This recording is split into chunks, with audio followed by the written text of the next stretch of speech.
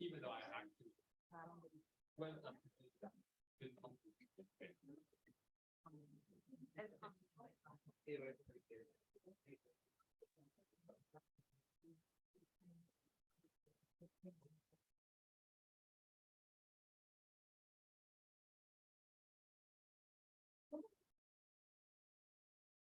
everyone. Can everyone hear me? All the way in the back? All right, great. Thank you so much. I just want to say, I want to thank every single person here in this room today, all of you, the chairs, my whole planning committee, Dr. Wang. Thank you for being here. I always say you can have all the funding you want and all the publicity, but I think, when people sign up and show up, and when we have a room full of audience, that's really what makes the magic happen. So thank you so much for being here. I'm Siboney. I'm the one who's been sending you the emails, but thanks for signing up and showing up for the Medicine, Humanities, and Business Celebration 2022. Again, thank you all so much for being here. It means a lot to us. My name is Minju, and I'm part of the planning committee. Before we get started, I'll give a short biography of Dr. Quinn Wang. So Dr. Quinn Wang is a Duke and UCSF trained comprehensive ophthalmologist and Y-Combinator venture startup founder. She graduated from Duke University in 2010 with a Bachelor of Arts degree in English Literature and with an MD from Duke School of Medicine in 2015. As an undergrad, she received the English Department's award for Most Original honor thesis, and she's the co-founder of 2 startups in the ophthalmology space and the CEO of Quadrant Eye, the world's first ever end-to-end online exam. Hey guys, I'm Vivian. So we have a couple of people we'd like to thank. So the following sponsors include the Innovation and Entrepreneurship Initiative, Information Science and Studies, Asian American and Diaspora Studies, Asian and Middle Eastern Studies, and the English Department's George P. Lucasi Fund. Hi, I'm Trisha. And we'd also like to thank International Comparative Studies, Global Health, Baldwin Scholars, Political Science, and Theater Studies. Hello, I'm Isabella. Thanks for being here. We'd also like to thank the Franklin Humanities Institute, Art History, Biomedical Engineering, Gender, Sexuality, and Feminist Studies, and Philosophy. And I'm Morgan, and I'd also like to extend some thank yous to the Duke Writers Collective and the American Medical Women's Association, which generously provided the speaker honorarium for today. And I just would like to conclude by thanking you all again for showing up.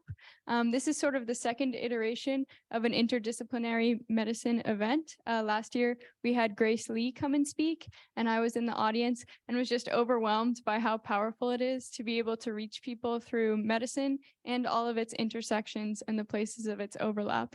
And I actually, this is sort of I think it's a sweet anecdote, found a children's book this week that I think demonstrates it perfectly. So there's a story called Frederick in which mice are gathering all of the resources they need to survive for the winter. And they find that there are some mice who need to collect the seeds, some mice collect corn, and they gather all sorts of things to stay warm for the winter. But Frederick sits there and he gathers words and stories that he hears and light and the colors that surround him in the fall.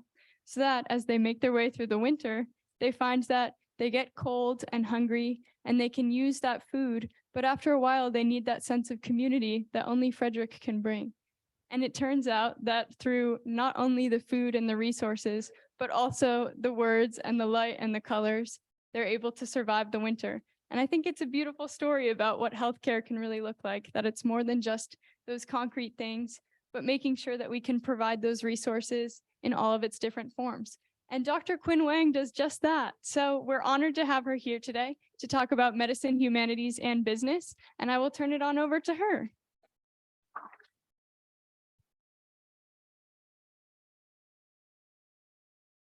Hi, everyone. Thank you for being here tonight.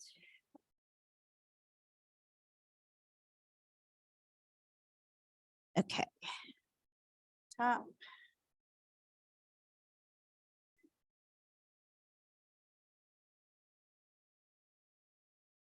My name is Quinn. Thank you to Siboney and the rest of the planning committee for making this event happen. I'm really honored to be back at my two-time alma mater, and again, and very appreciative to all of you for spending part of your Saturday evening with me. And I'd actually like to memorialize this by taking a photo like a nerd. Okay. Let's go ahead and get started. Talk about the big leap. I'd like to rewind to my last year of college when I decided to take on the Herculean task of writing an English honors thesis. At that point, I knew that I wanted to go into medicine, and I wanted to take the opportunity to examine medicine from a more literary point of view. I challenged myself to combine my love of medicine with my appreciation for Westerns, and I ended up examining the role of medicine in 3 of Cormac McCarthy's books: All the Pretty Horses, Blood Meridian, and No Country for Old Men.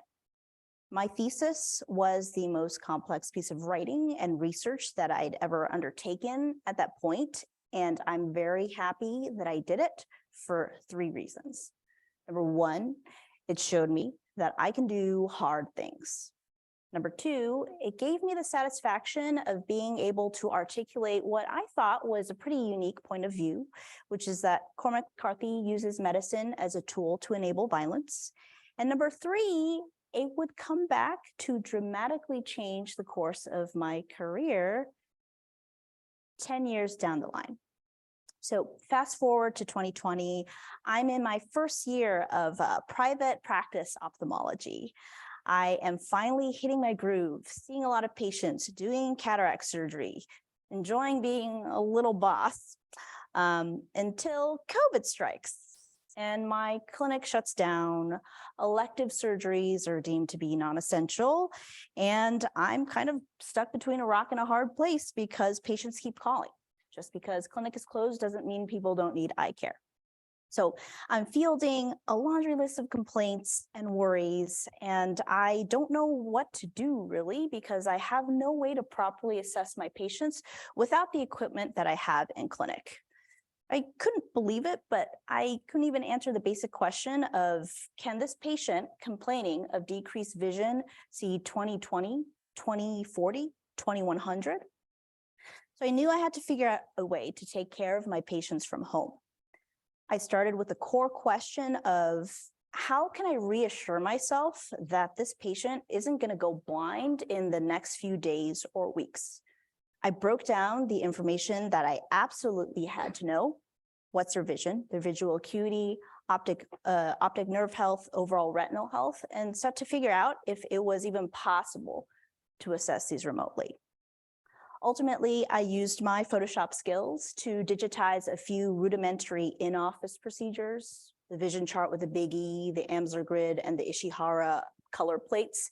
And I found a piece of no-code software called Typeform that allowed me to take these graphics and turn them into a series of multiple choice questions that would become my very first online eye exam. This is a screenshot of what that exam looked like. Very, very simple, really straightforward.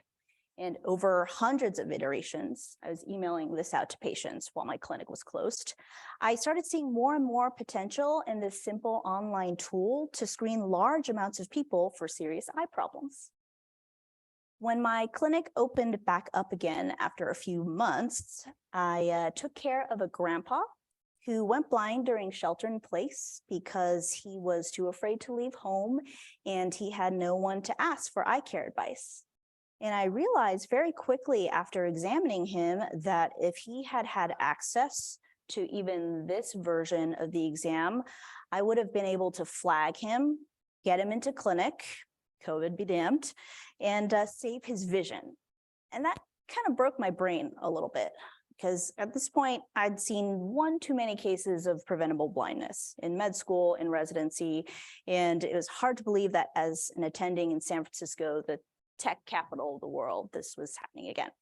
So I decided to take matters into my own hands and work really hard to turn this survey tool into a real scalable exam to tackle preventable blindness and bring better eye care to as many people as possible. And that's how Quadrant Eye, also known as QE, was born. How did I go about doing this? Well, I set out to raise money.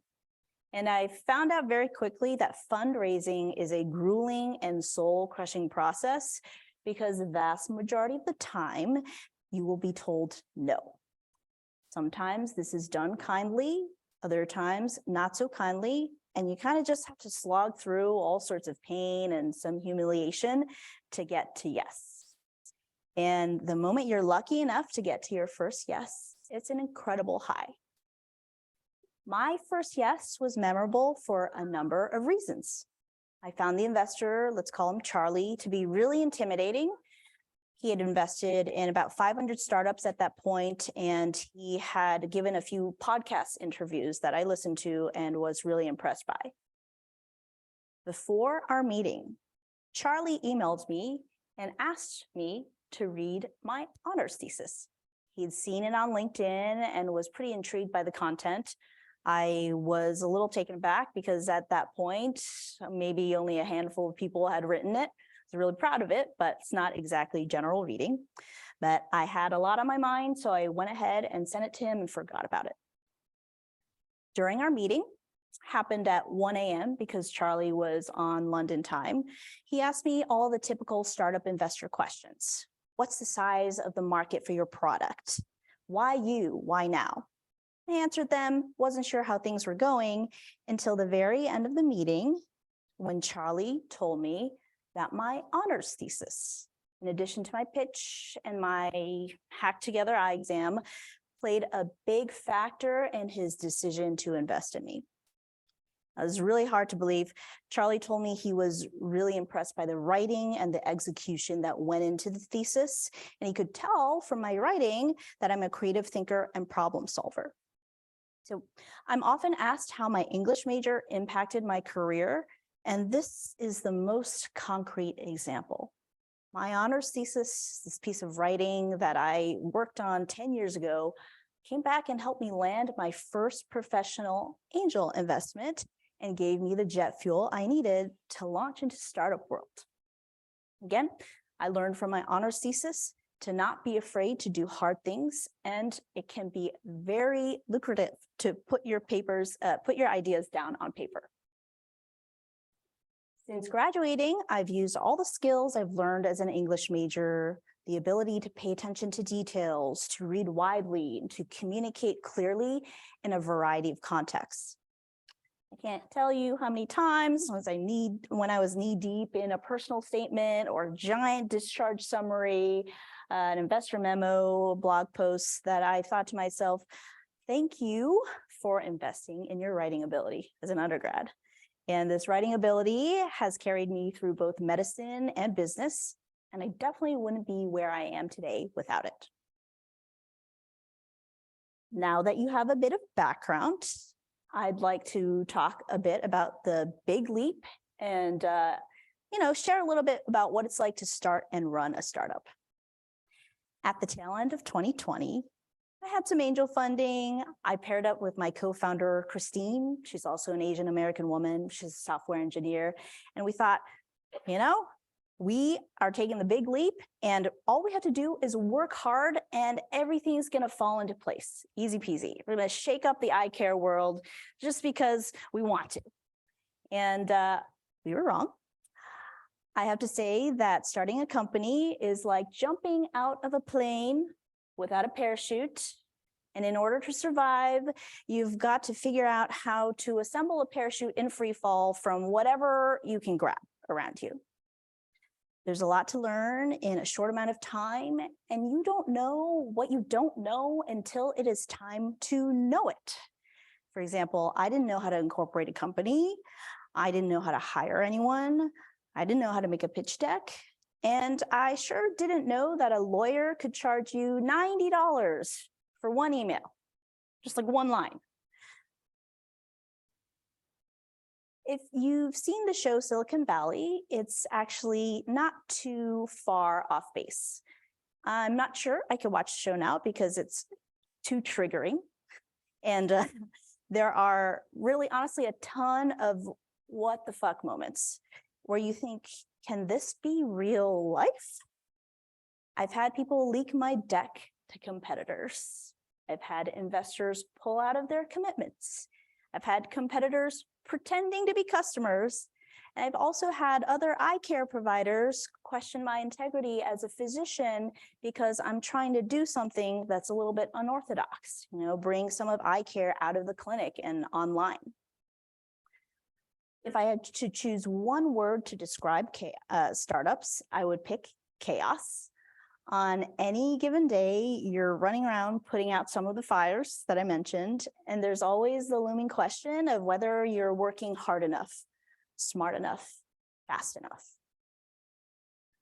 One thing that really helped me on my startup journey was Y-Combinator, also known as YC. YC is a well-known startup accelerator, takes place over 3 months, and it's essentially a crash course on how to run a company. You get a little bit of funding in exchange for equity, and you're kind of thrown into the fire. There's no rigid curriculum and no preset assignments. The core of the program really is the weekly meetings. Every week, you meet with the same small group of companies to talk over your problems, set goals, and hold each other accountable.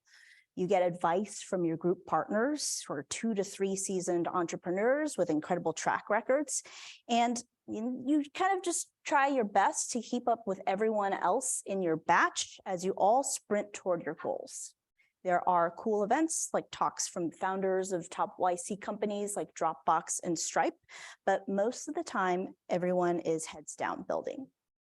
Now, YC, Christine and I here were posing in front of the iconic sign, was a wild ride for us, and I'm so glad that we did it.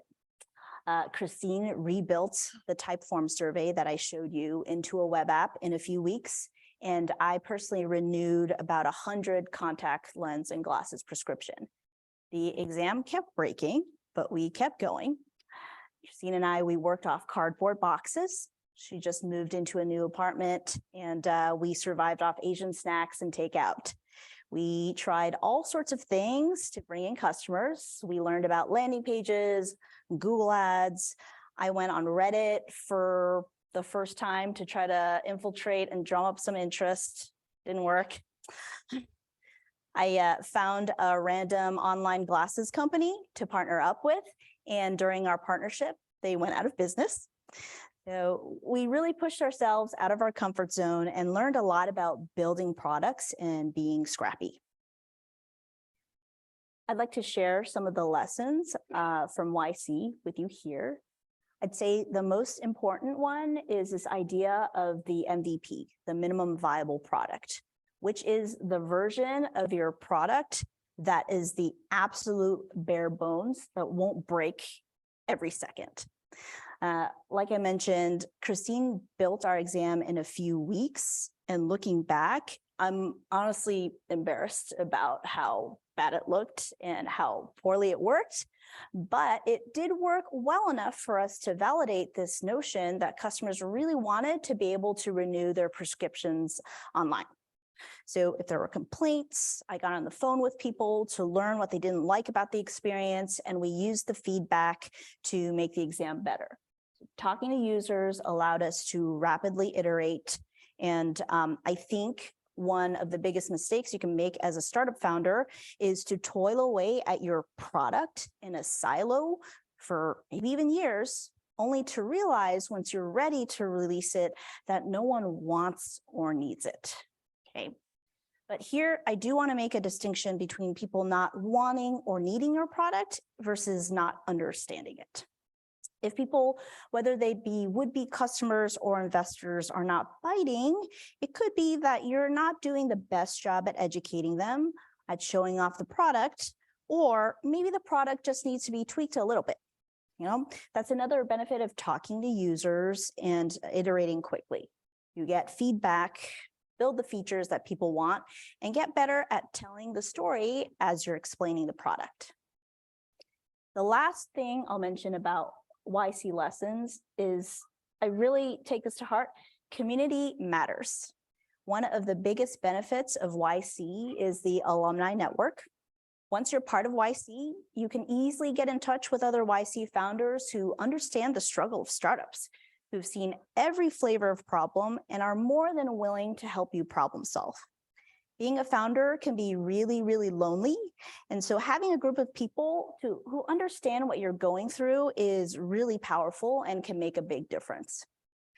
I'll say that one thing I've been consistently blown away by is that founders, YC or not, really have each other's backs because you're all working on hard problems and getting through the muck. And this sense of camaraderie is something I value every day.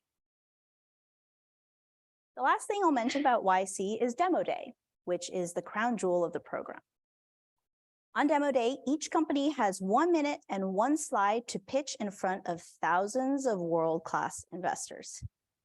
This is our Demo Day slide, very bare bones, and our one-liner, which took us weeks to get down just right, was this.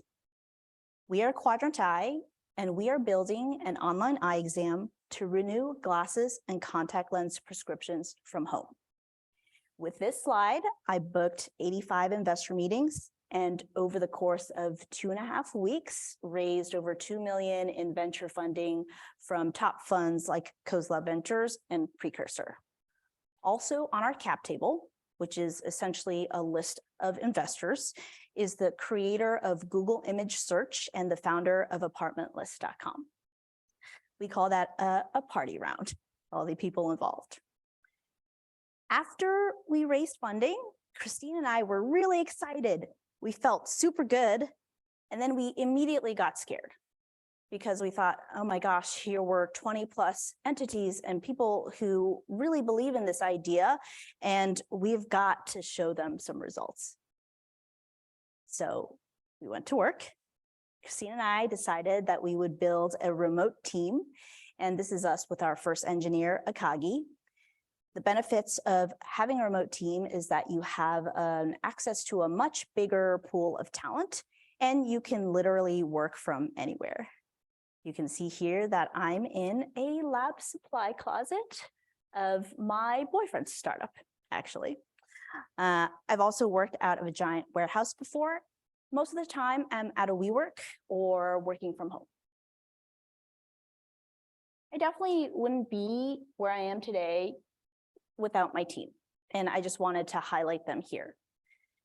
Together with our head of research and our world-class advisors, we're right now heads down, building out our technology, doing research, and looking for unique ways to gather the data that we need to be refining our algorithms. One thing I'd like to highlight is that the day-to-day of startups is not very glamorous at all. I spend maybe 5% of my time doing the stuff I actually like, which is building product, and the other 95% of the time doing things like giving refunds individually to customers, figuring out workplace compliance, even though we're a remote company, picking employee benefits, meeting conflicts within the team, giving people reimbursements, figuring out Google ads and Facebook ads, which I think are impossible to figure out. Still haven't cracked it. And none of these things I signed up for. I find them to be painful and kind of mundane, but I keep going because I believe in the QE mission and vision, which is to bring high quality eye care to all and change the eye care accessibility game. I think that the product we're working on, which ultimately is going to be an end-to-end eye exam that can assess your glasses prescription, that can assess your overall eye health using phones and laptops, can be quite transformative and help a lot of people. I also have some personal North Stars, aside from the patient who went blind during shelter in place. Here's my grandma that I'm pictured with, who is also blind in one eye because of lack of adequate eye care access. She lives in China, and it's been a while since I've seen her, but I think about her a lot. We talked about a lot of things, fundraising, YC, the chaos of startups, and I'd like to end on a bit of the darker side of startups and facing personal demons. Startups really can take an emotional toll on you. I mentioned Kiwi's mission of bringing eye care to all, which sounds big and exciting and inspiring. But the thing is, passion and vision only get you so far. Because in startups, so much of the battle is having to master yourself day in and day out. This is exhausting, but it's unavoidable. Startups highlight your weaknesses, all of them, all at the same time. And I don't know about you, but I don't like having my weaknesses pointed out, not even a little bit. But here we are, we're in a safe space, so I'm gonna go ahead and share some of them with you. A huge weakness of mine is that I don't like being bad at things. I also have a serious case of imposter syndrome, which gets worse every time I do something badly. And unfortunately for me, doing things badly is a rule in startups because you're always learning new things and no one is good at everything right off the bat. So every day I deal with doing one or multiple things badly, whether that be flubbing a sales call or mismanaging a conflict, feeling like an imposter, but having to push through anyway. I think, pushing through the stuff, facing your demons requires superhuman effort. And to be honest, I don't always succeed at it. Some days I get defeated and I don't get much done. I just give up and I call it a day. And what I'm learning though, slowly, is that this is okay. Whenever I'm beating myself up, I try to take a pause and step back. I'm not always successful at this either, but sometimes I'm able to, and I remind myself of the things I love, like one of my favorite trips ever. This is a picture from a backcountry ski trip to Hokkaido, Japan, and the highlight was a hike up Mount Yote, which is an active volcano. When I was skinning up Yote, I'm on the left over here. Skinning is hiking up a mountain on skis. I didn't know if I would make it to the top. Not only was I hiking with a group of strangers, they were all men, much taller and much stronger than me, but I had never gone backcountry skiing before. I learned how to put skins on the back of my skis like one day prior. But, I kept telling myself that the moment I started to seriously doubt my ability to climb up the mountain, I probably wasn't going to make it. Add on to the fact that I knew if I turned around, everyone else in the group would have to turn around too. So we were all in it together. It was all I could do to keep my head down, put one foot in front of the other, push those skis up, take a snack when I needed to, and then only 7 hours later, I looked up and we were at the edge of a beautiful snow-filled crater. And, I let out a sigh of relief. I sat down and I thought to myself, this is incredible. I wouldn't have traded any other way to get this view. These days, more often than not, I question if I've got what it takes to summit this startup mountain. I've got a lot of doubts and think about giving up more often than I care to admit, but I haven't yet here. I'm pretty stubborn, it turns out. The point is, startups or not, we're all climbing our own mountains. However badly you might be feeling about your current situation, however scared or freaked out you might be about the future, you're not alone.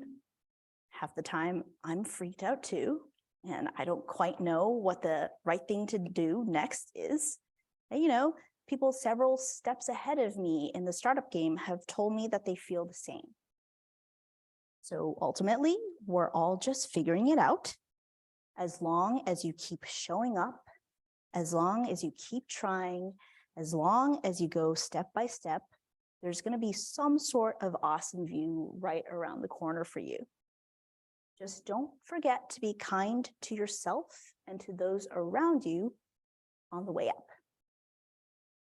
Thank you so much. This is me with my co-founder, Christine.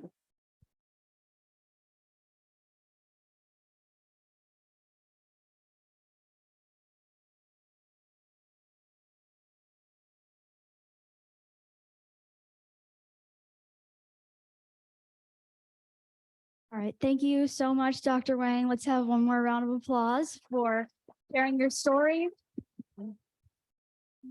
We're all grateful for your hearing it, and thank you for your authenticity, your honesty. Thank you.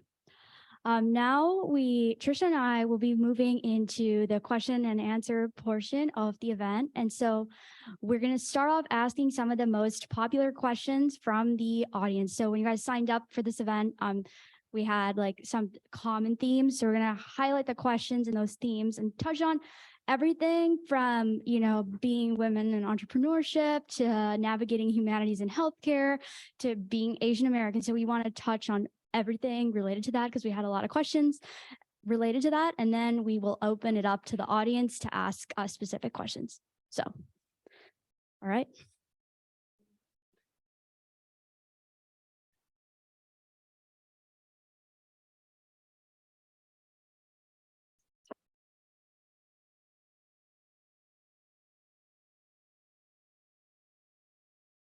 So I'll be on this side, and then Trisha, you can be on the other side of the Wang. Okay, you want me to sit?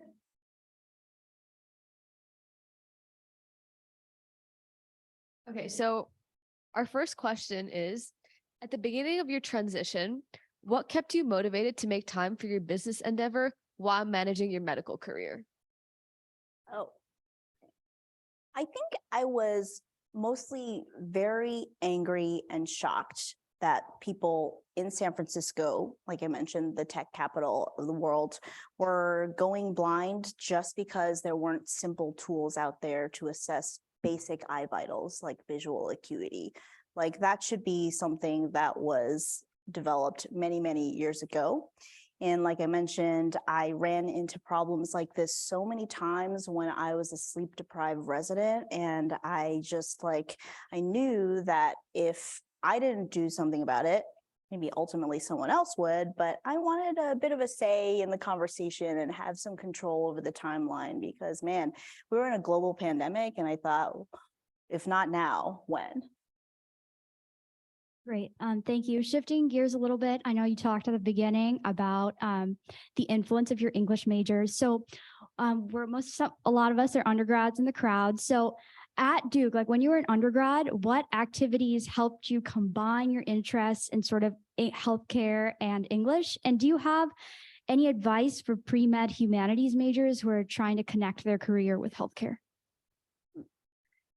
The activity I did that I guess most explicitly connected the two, medicine and literary interests, had to be, like I mentioned, my honors thesis. I really enjoyed having a lot of control crafting the whole experience there, and it gave me a lot of time to think about why I wanted to go into medicine and what I loved about literature, especially Westerns. When I studied abroad in London, I also worked as a press secretary at the Royal Marsden, which was an NHS hospital. And through that, I was able to talk to a lot of patients and administrators about various events and activities. And I drafted little press releases, flex my writing skills there for their website and the local hospital newspaper. In terms of advice, I would say that the most simple, actionable thing to do is read books about medicine and healthcare.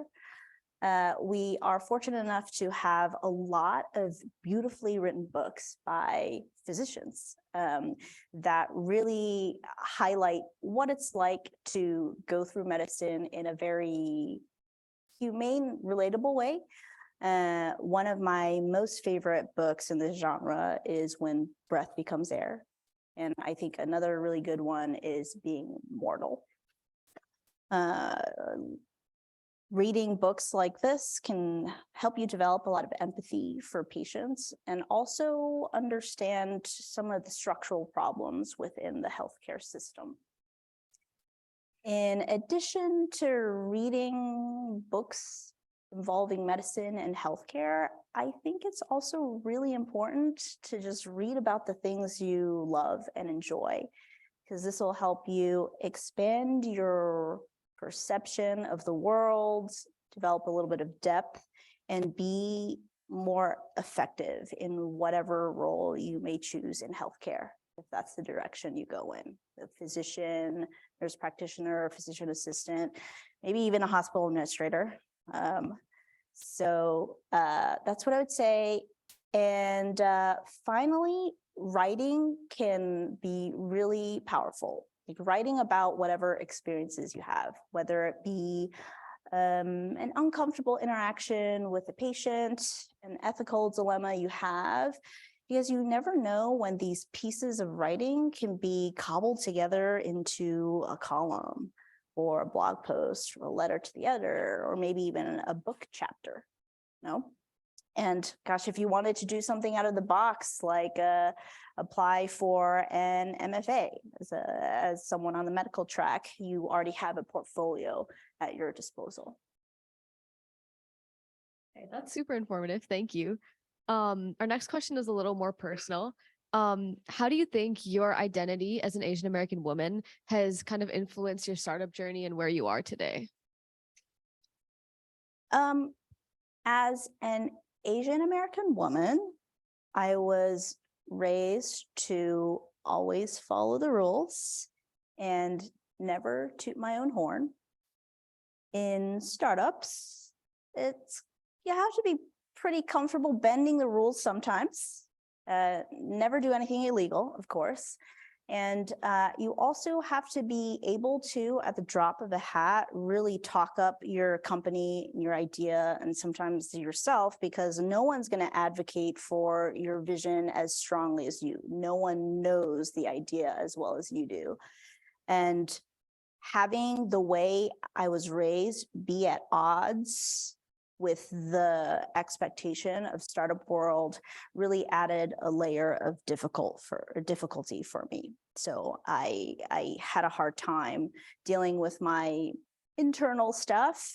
And I also had the unfortunate situation of, when people look at me, they think I am younger than I am. They assume a certain level of inexperience. They think I'm like shy and won't stand up for myself. And so I am fighting a battle from two sides. And that has really given me a bit of a chip on my shoulder too, which I've harnessed to become much more aggressive and stand up for my ideas. And I've almost had to develop a persona of someone who's not afraid to flex my credentials. I always used to be afraid of appearing super arrogant or too proud, but looking back, I worked hard for my MD. I went to a top residency. I should be okay with saying, hey, you don't know what you're talking about, Stanford dropout. I'm a Duke and UCSF trained cataract surgeon. I've taken care of patients during global pandemic. Like, let's calm down and let's hear me out, okay? Thank you so much for that. I wanted to ask, obviously you make the transition from medical school into ophthalmology residency. So how did you choose ophthalmology? Did your love for literature have anything to do with it? I guess my love for literature overlaps with my appreciation for the arts in general. And when it comes to the arts and appreciating your environment and the works of very creative people who've come before you, vision is really important. I think I'm a very visual person. I enjoy art. I took a lot of drawing classes when I was growing up. I took photography classes. And so I've always felt that vision and quality of life are deeply intertwined. And I think that's the case for a lot of people. And so thinking about ophthalmology, I was like, gosh, having the opportunity and the honor to protect people's visions to make their lives better is really compelling. Ophthalmology is also an incredibly cool field that's full of all sorts of technology. And I think ophthalmologists are some of the most innovative people out there. I may be biased. And there's just a lot going on in the field. And I'd say finally, ophthalmology is a bit unique in medicine in that a really straightforward, simple procedure like cataract surgery, which could take like 5-10 minutes, can change someone's life dramatically. Oh, one of my favorite things is post-op day 1 after cataract surgery, having a patient tell me, gosh, Dr. Wang, I forgot how colorful and bright the world is. So thank you for giving that back to me. That's really inspiring. Thank you. One more question we have is, what do you think is the future potential for at-home early detection of glaucoma or other diseases which cause detectable ophthalmic changes? I think the potential for the detection of any sort of eye disease at home, whether it be glaucoma or age-related macular degeneration or even refractive error, is like you're talking about a blue ocean here. There's endless possibilities. And I think ophthalmology is unfortunately, also fortunately, a very hardware heavy field. You know, every bit of vital information, vital eye information like eye pressure, visual fields, corneal thickness requires a heavy, expensive piece of hardware that also comes with it a requirement for specialized training. So it's very hard to overcome these physical constraints in moving eye care out of the clinic to at home. But I think it's doable. And one place I see a lot of innovation is portable and relatively cheap hardware devices like iPhone attachments and headsets. There are a couple companies out there, Hero is one of them, that is modifying headsets to be able to gamify visual field and blind spot detection, which is really important in glaucoma. And it's really cool to see how things are going. So maybe as a start, you can combine all of these different little portable pieces of equipment into a bundle that you mail to patients. They run through them, send their data remotely to an ophthalmologist or an optometrist who can review the data. And maybe a next step is someone can develop a cheap all-in-one device that can be mailed to patients that can measure multiple parts of eye health, which is difficult. And then finally, the thing that would be my dream, and it's something we're working on, is that you don't need to mail any proprietary hardware to folks. You just kind of tap into the devices they already have, their phones and laptops, to be able to, at the very least, assess some basic eye vitals, like vision, eye pressure, pupillary response. So there's, I think, yeah, I guess the short answer is there's endless potential, and I'm really excited to see where things are going. Great, thank you for that. Our last sort of planned question, we started with your literature background, we're finishing there. What is the best or most inspiring book you've ever read and why? The most inspiring book that I've ever read is actually a biography. It is called Genghis Khan and the Making of the Modern Worlds. It's by Jack Weatherford. And I choose this book because Genghis Khan is almost universally portrayed as this one-dimensional villain, this ultimate destroyer, this pillager, this rapist. But I was surprised to learn in the book that was ultimately a great democratizer. So Genghis Khan and the Mongol army conquered in 25 years what it took the Roman army 250 years to conquer. And they did this by going into villages and cities, overthrowing the aristocracy, and then giving everyone from the lowest slave the opportunity to rise up in the army. So Genghis Khan was an unusual ruler at that time because he didn't really care about nobility. He didn't practice nepotism. He just rewarded merit. And so during his reign, none of his 60 generals ever betrayed him, which was unheard of at that time, because a lot of them were former slaves and farmers who otherwise wouldn't have had the opportunity to become leaders in their own right.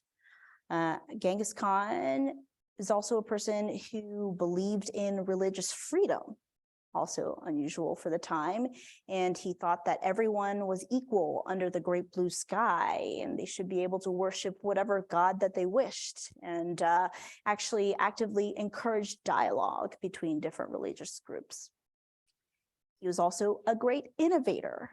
He helped develop the ambassador system and often used women as ambassadors, which would throw people off. And I think that's really cool.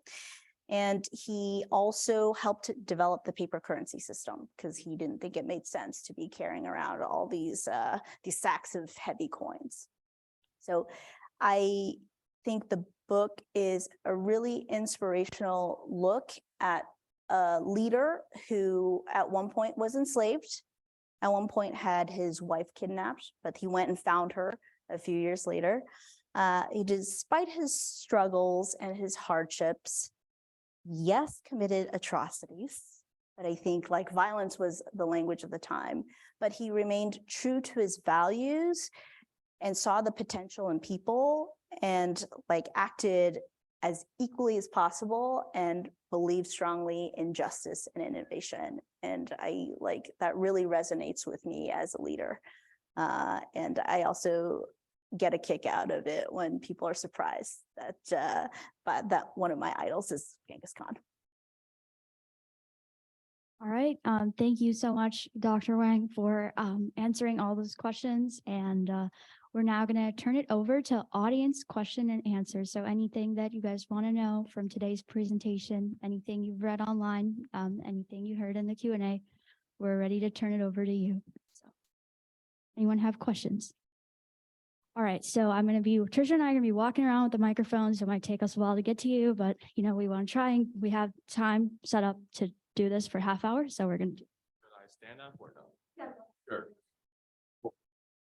Yeah, so I have a question about, so Quinn, you mentioned your co-founder is a software engineer. I wonder how you found her, or like how do you select for co-founders? Because I've heard that,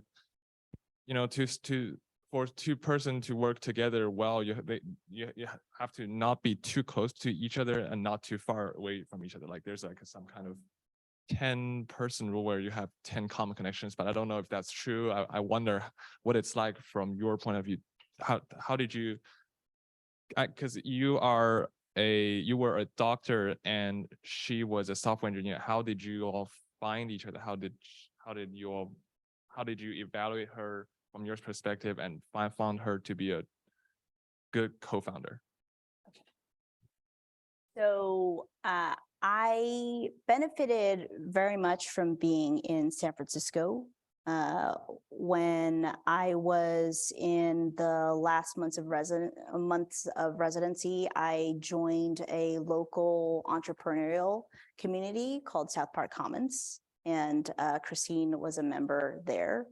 She heard that there was this doctor working on an eye exam. So this is like fast forward a few months later, she heard there's a doctor working on an eye exam, and she incidentally happened to get bleach in her eye. She was trying to dye her hair, and someone told her that she should try my eye exam, and she went through it. She went through like the type form that I showed you guys and was really impressed by like how scrappy I was, and also I was able to reassure her that she was going to be okay. At this point, everything was remote, and so we were talking through Slack, and I was hopping on phone calls and telling her about my idea and how yes, she was ultimately going to be okay, and how I was confident because I had good data. And Christine kind of like really fell in love with the idea of this exam, the simplicity of it and the potential impact. She happened to be looking for a healthcare idea to be working on at that time. And so the timing was really, really lucky. We ended up meeting just one time in person before she went off to work remotely in Tulum, Mexico. And that meeting, we had like some boba, I think. It was really sugary, and we just hit it off. And we decided to try working on this project together, and go and just try it out and see what happened. And it happened that we worked really well together, had a lot of similar interests, a lot of shared experiences as Asian American women. And we really like the idea of being underestimated founders, kind of going out and kicking ass. And we worked together for a few months before deciding to become co-founders. And then from there, we applied to YC. That's awesome. Thank you.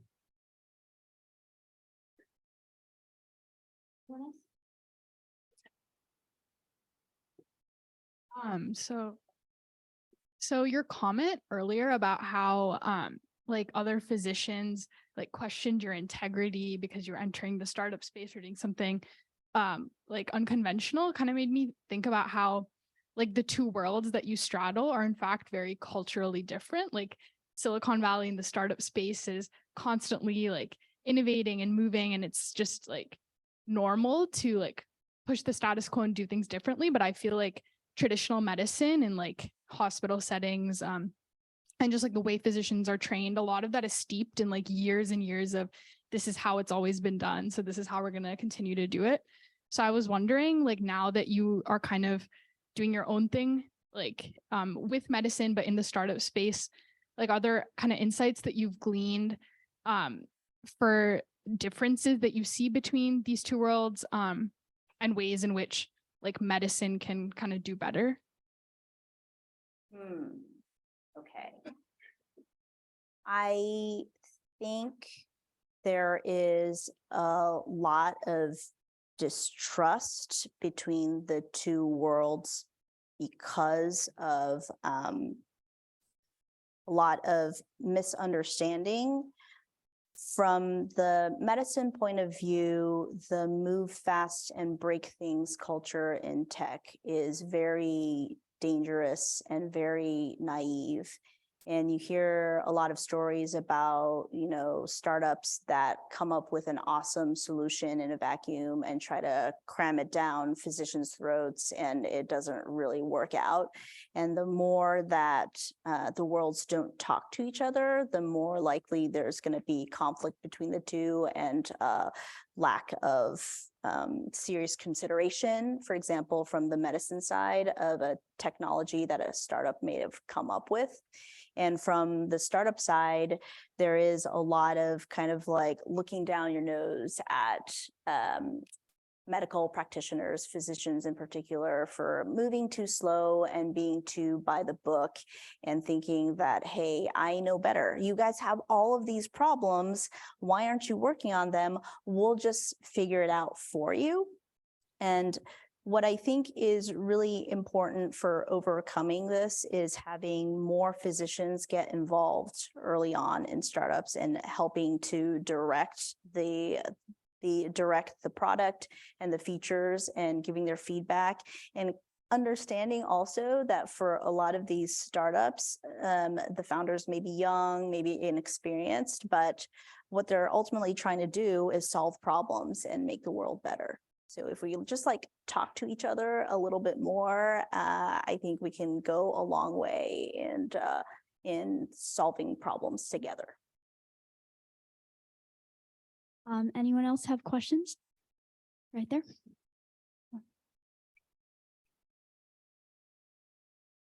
Thank you so much for your time. I was just wondering, as someone who's been through the YC process, what are the most vital takeaways that you got from your educational experience, and what words of advice you'd have for somebody who's looking to potentially pursue a startup accelerator program? So the most important thing I took away from YC was,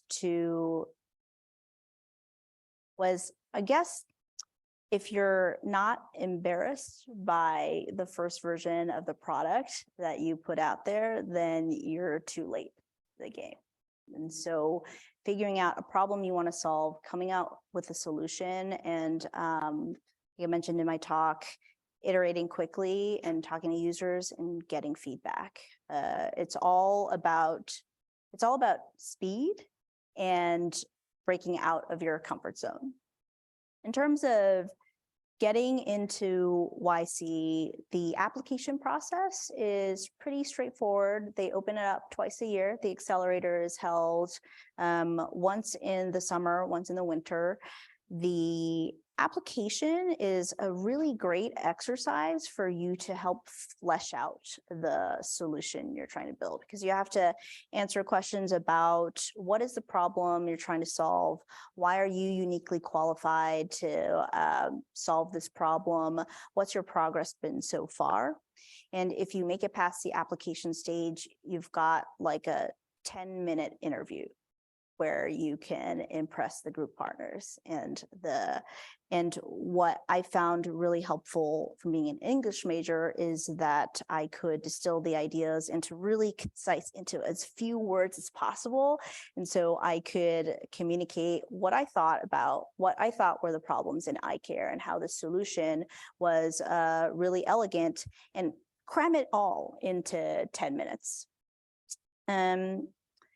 If you are interested in starting a startup, maybe thinking about YC, a really great resource is YC's Startup School. You don't have to go through any formal application process, and Startup School has a series of lectures and a playbook that can teach you all of the things that I talked about. So I would definitely start there.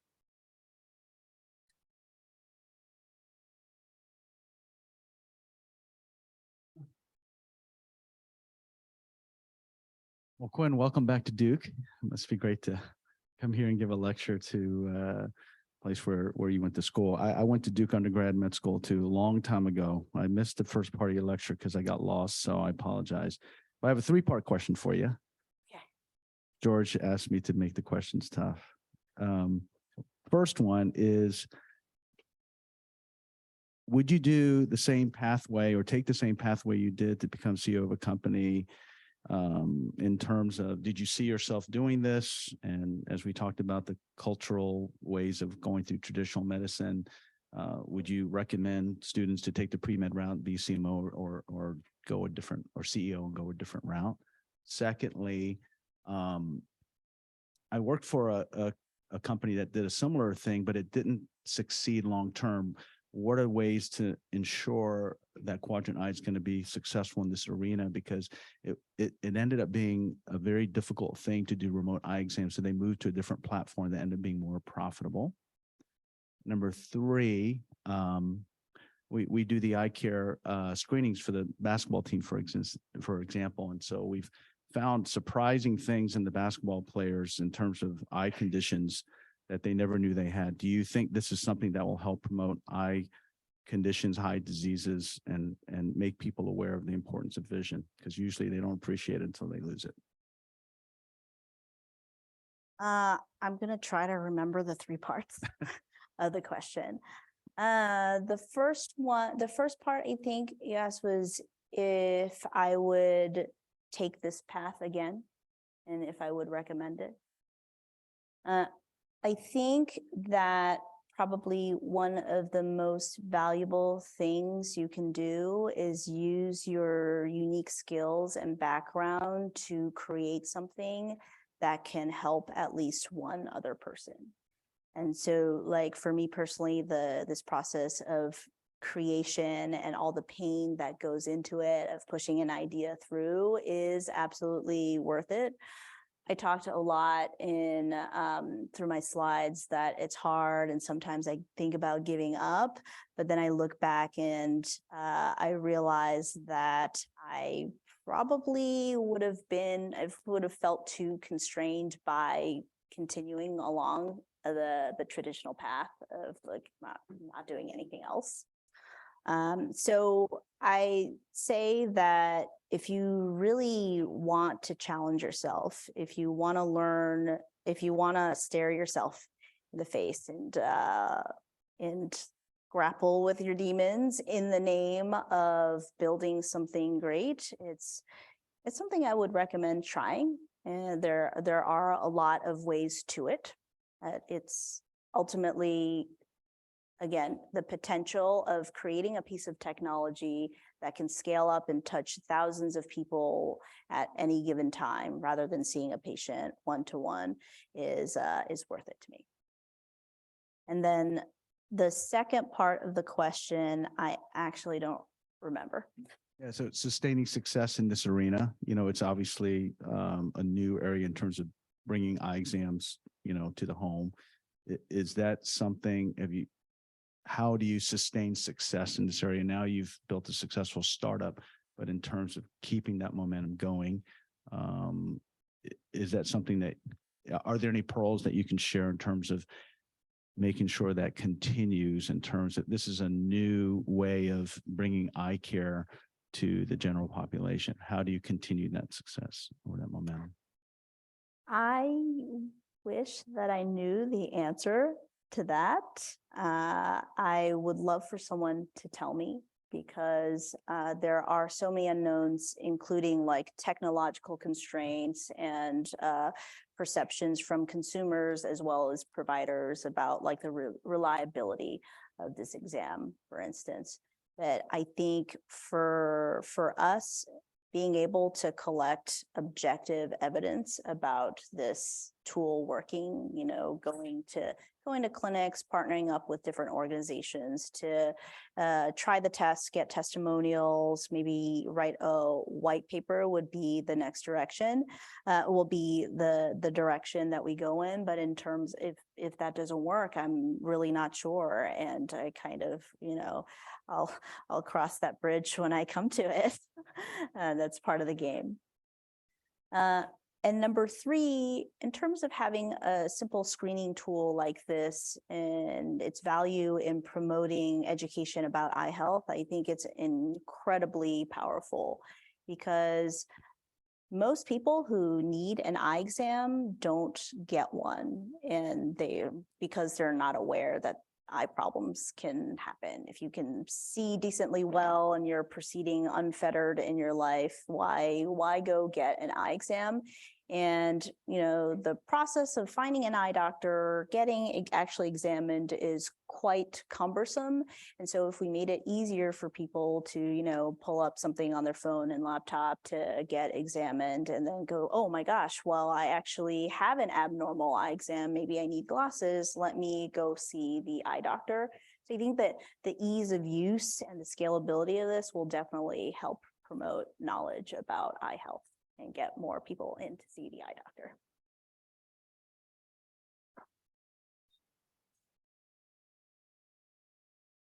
Thank you, Dr. Wang, for all of your insights and honesty. I had a question about, how do you protect a new idea? So it's a relatively simple idea, which are the best kinds of ideas, right? It's a online multiple choice exam. And I know there's more complexity to that, but in theory, someone who sees it as a good idea says, let me just develop that with my big team and do it quicker. So when do patents start to come into play? How do you balance the desire to protect versus the desire to share and get your name out there? This is a very good and relevant question, because the idea of a remote online eye exam is pretty straightforward. Like, it's a great idea, and I think any one of you could come up with it because it makes sense. The thing with what we're doing is that we're actually looking at very specific parts of the eye exam to replicate that you can't see right now, essentially.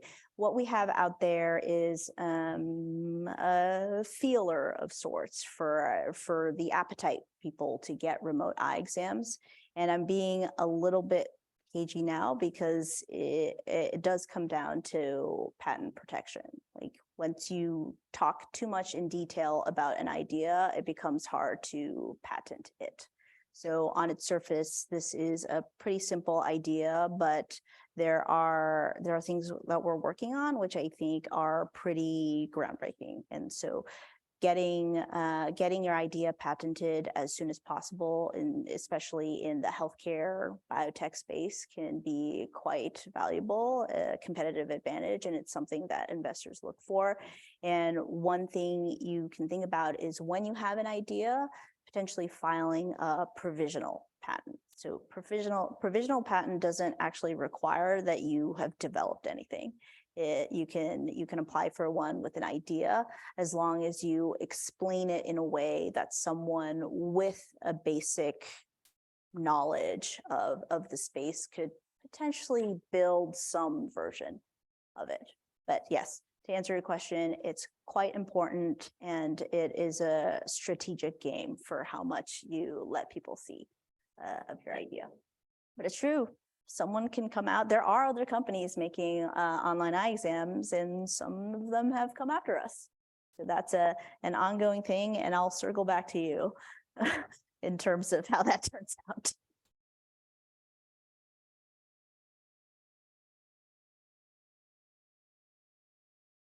Any other questions from anyone?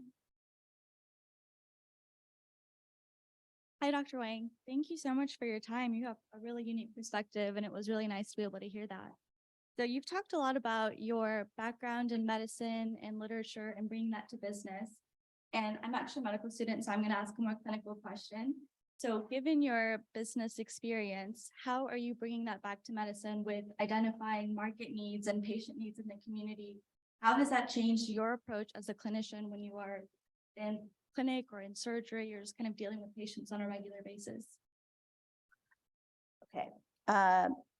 I would say, so there are, in business, there are some incentives that are misaligned with your job as a doctor to do right by your patients and to kind of be very deliberate with protecting patient information and considering all of the data out there to make your decisions. So like the ethos of move fast and break things in startups and in business to some extent doesn't quite make sense, and is something that I am uncomfortable with as a physician, because I do see, just from interacting with other startups, places that you can go wrong, corners that you can cut. And so I'm probably moving slower than I could be because I'm taking all of the clinical context into consideration. Like, how do we make sure that what we build isn't going to hurt someone? And what does it mean to miss a case of preventable blindness? And what if I wrongly reassure someone that they're okay just because the exam says so? And I probably err a little bit more on the side of being conservative and testing the product and gathering data than what a maybe non-physician founder would do. But I think that context is very important, if not only for like acceptance by other physicians, but like ensuring the success of the product.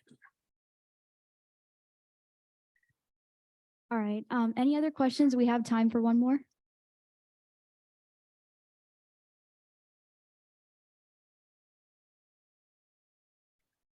Hello, Dr. Wang. Thank you so much for your talk today. I really enjoyed it. I'm someone who's also interested in implementing new programs. The question I have for you is, how do you deal with setbacks? How do you deal with people telling you your idea isn't good enough? How do you deal with things not turning out the way you want them to? How do you deal with maybe the fear that your product will, or at least has the ability to harm people? I think I struggle with like taking criticism in that it's very easy for me to get discouraged by other people when I have an idea that I think is great. So I want to hear more about the concrete steps you do or the concrete steps you take in response to criticism or discouragement? Do you sit down with friends? Do you talk it over with someone? How do you proceed? This is a great and very relevant question because I struggle with people telling me that this isn't going to work or this idea sucks or I see this loophole, this blind spot, and this is just like crazy. You should give up now. One thing that I have found helpful that I've fallen off the wagon is I have to really take care of my mental and physical health. Doing things, developing habits like meditating. For a while, I was meditating a lot. I like the Waking Up app, and I found that it really did help me to not be as reactive. Like, when someone tells you no, you're so excited, you kind of like take it personally, when in fact, if you take a step back, you think about, for example, if you're pitching an investor and they tell you no, the truth is they're hearing a lot of other founders pitch their ideas and they just like have to play a numbers game, and they might not even be that your idea in particular is a little bit, doesn't fit within their investment thesis. So meditating and exercising, I started cycling a lot. And when I feel overwhelmed, again, I should do this more, I go on my favorite bike ride. I really love skiing. It's really important to spend time with the people that you care about. So doing all of these things outside of the idea you're working on to get more balanced and a little more sane are really, really important. And I don't do the best job at it. And so thank you for bringing that up. It's a reminder for me to get on my bike more, maybe fire up the Waking Up app. Oh, yeah.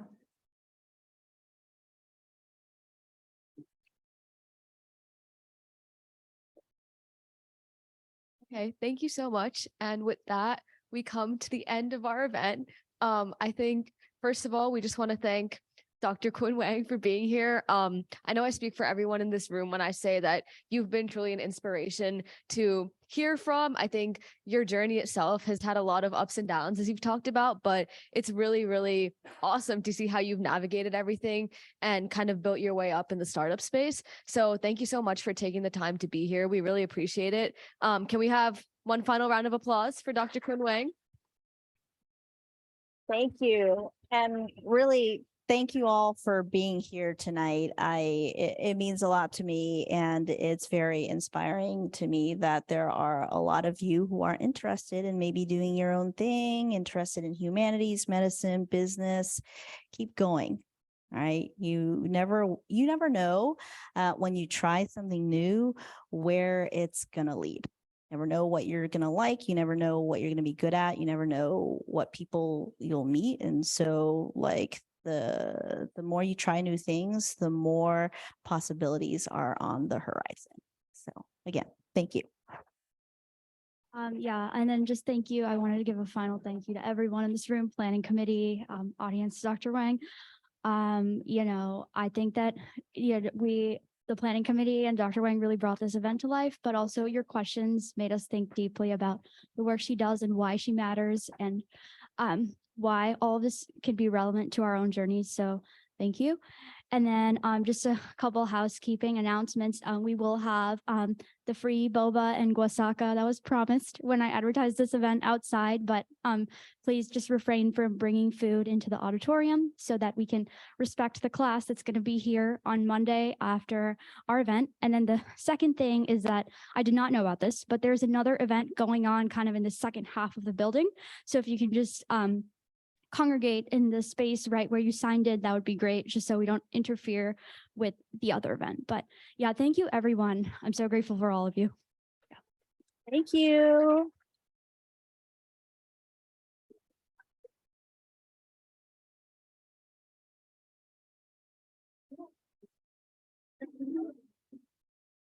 I meant to ask you before we started whether we have like a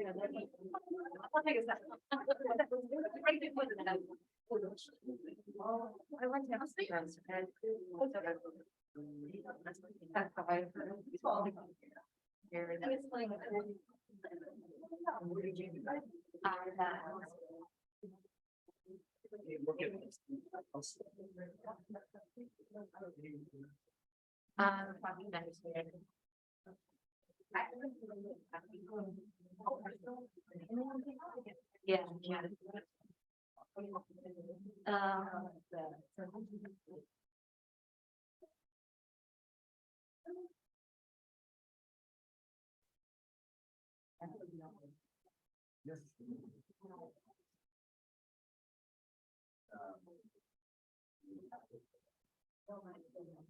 Yeah.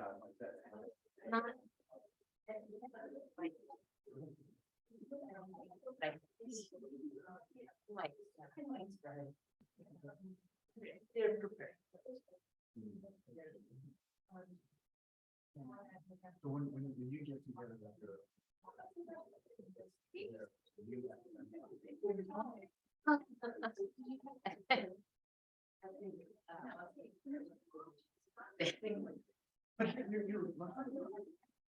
Yeah, yeah. Well, I worry about that. nothing else new that you worry about. That's good. Random. about the pandemic. Yeah, well, I mean, I think things that.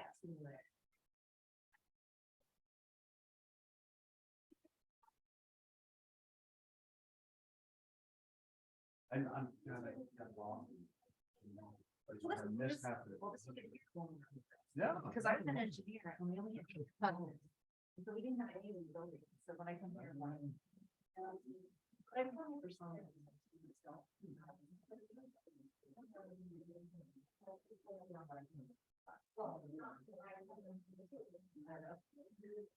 No, Dr. Buckley asked.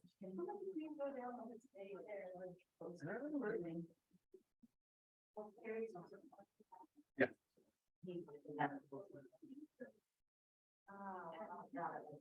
Yeah, well, I figured. Well, it's funny because I'm watching this.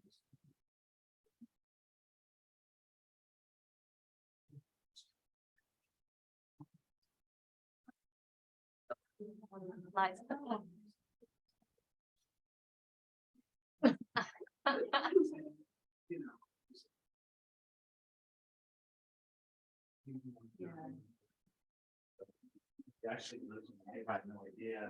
And so